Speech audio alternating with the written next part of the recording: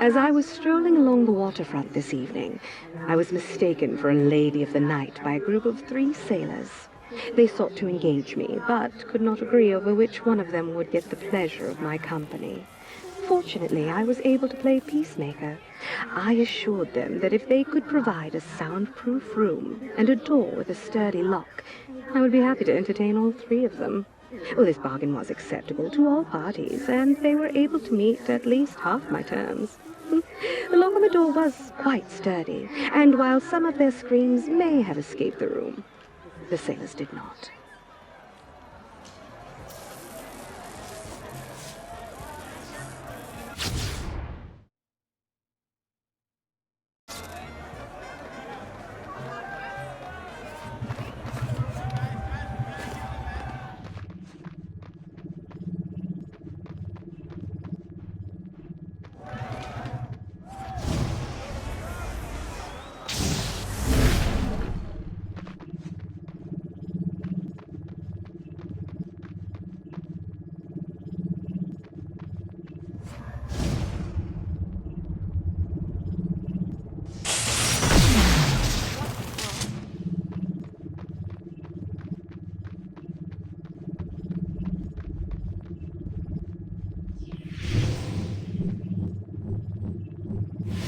I often find myself at odds with clergymen, but I encountered one at an orphanage tonight who gave me pause. Despite my consuming most of his young parishioners, the father did not react in anger. He told me there was hope, that if I would repent, eternal paradise could still be mine. I explained that to an immortal such as myself, the afterlife is of little value, for one must perish to reach it, and I cannot. Sadly, the father will also be delayed in his journey, for I must confess that I converted him to a new religion that night, and as his new lord, I will demand a longer term of service than was required by his previous employer.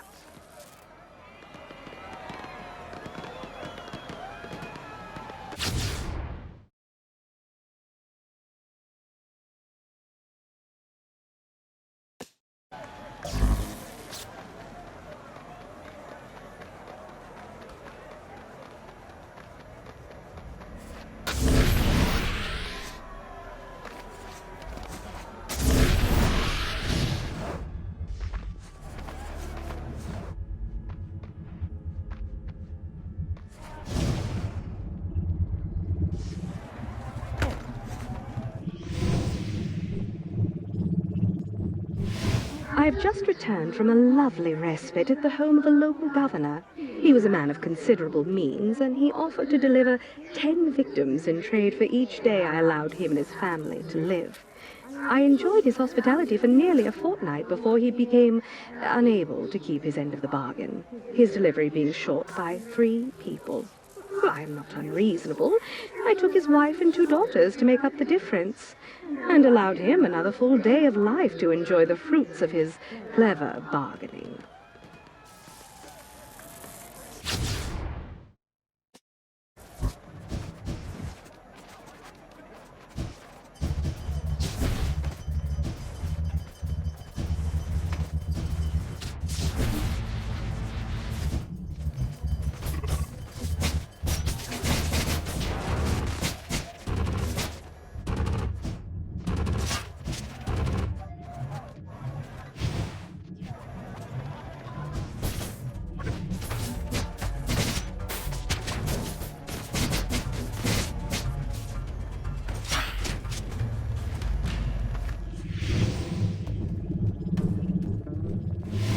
There is nothing I enjoy more than strolling down a crowded street on a warm night.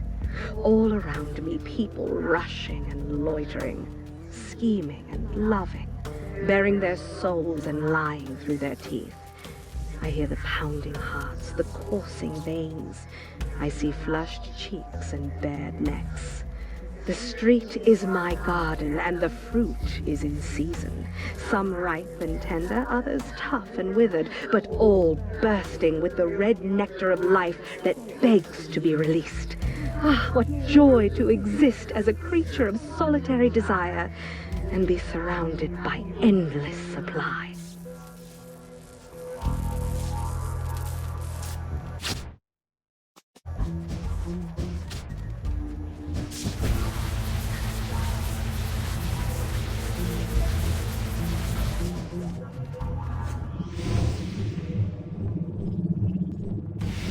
This evening I was privileged to make the acquaintance of Adrien Lamond, one of Paris's most prominent chefs. He made me an exquisite meal.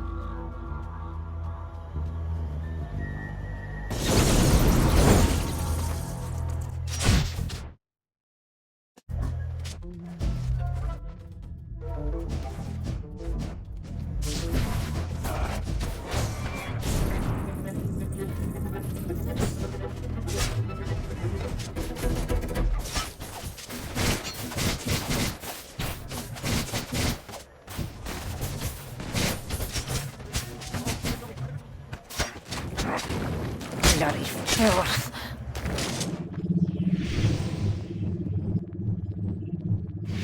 Upon arriving in New Marais, I met a kindly innkeeper who showed me special attention.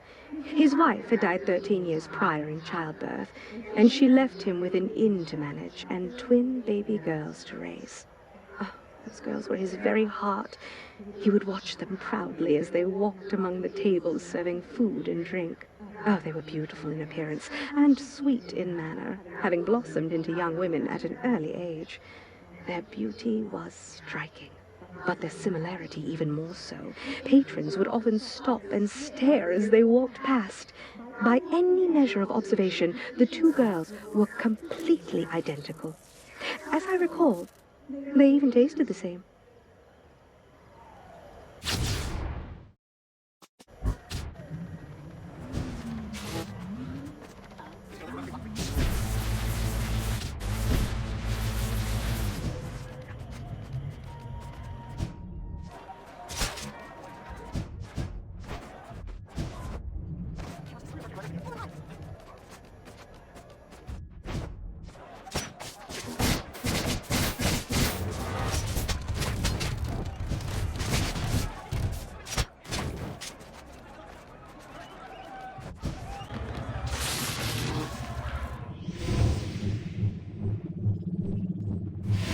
I have been hunted by many men, but the most persistent was Colonel John Greystoke.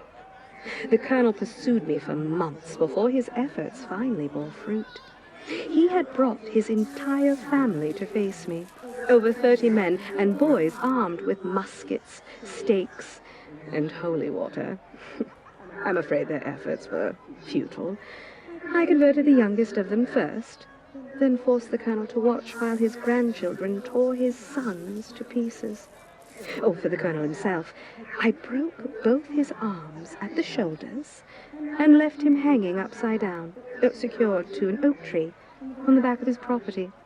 Well, there were no large animals living near that region, but it was well known that the Greystoke Manor had frequent trouble with rats.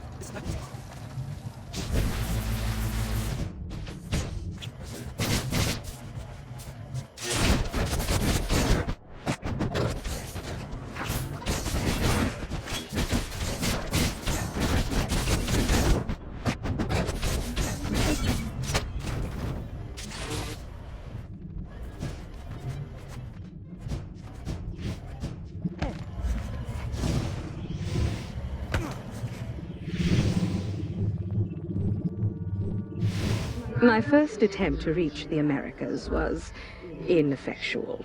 I knew I would need sustenance for the long journey, so I sought passage on a crowded slave ship that was captained by an arrogant and vulgar slave runner. I avoided his company during the day, and each night I would sneak below decks and draw blood from the wretches chained up in the hold.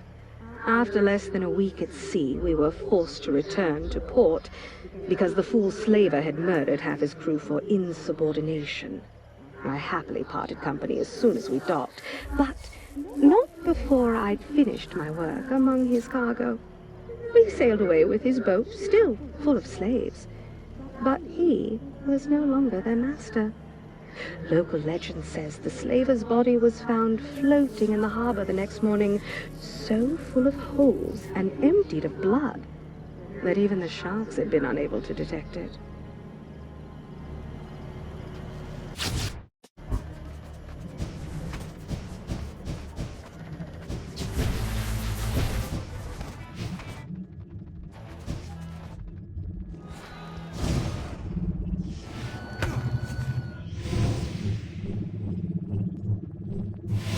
I was especially ravenous this evening, so I decided to forego stealth altogether.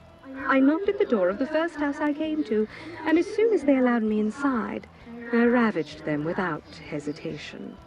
The family was large, both in stature and in number. I consumed the mother, the cook, the gardener, and had just finished the last of the 7 children when the front door burst open. The doorway was filled by a massive man in white clothing that was stained all over with blood. His large, meaty hands were also tinted red, and the right one held a large cleaver. The look of shock on his face was matched by the surprised smile on my own. I had apparently chosen the home of the town's butcher. He screamed in anger before succumbing to my bite, but for a moment I knew he had felt the same thing I had, a surprising sense of kinship.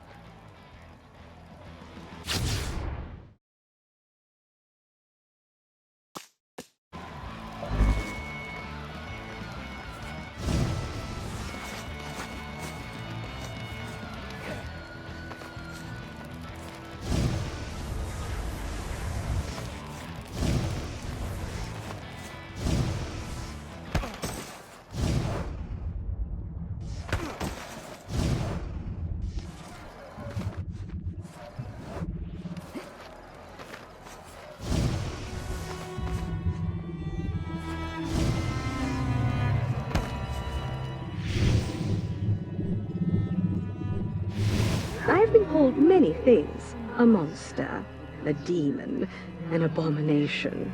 Men condemn my feelings as the worst kind of sin, but their judgments are naive and short-sighted. I have watched generations of men rise and fall, their bodies return to dust, and their names quickly forgotten. All their energies wasted on trivialities. Each time I drink, I give a fleeting, meaningless human the chance to contribute to an eternal purpose, the opportunity to be valued by a god.